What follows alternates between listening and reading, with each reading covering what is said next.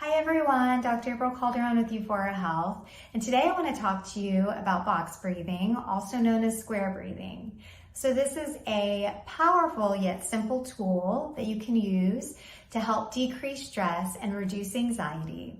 And it does this by returning your breath to its normal rhythm. So what are the steps? Well, there are 4 steps. The first step is to inhale for a count of 4. Then you're going to hold your breath for a count of 4, and then you're going to exhale for a count of 4, and then you're going to hold your breath again for a count of 4. So you can repeat this 3 times or as many times as you want until your breathing returns to normal. So let's try it together. Inhale, hold your breath,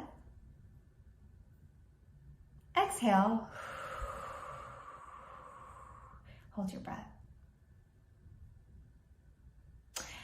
Hope this helps. Have a wonderful day and thank you for watching.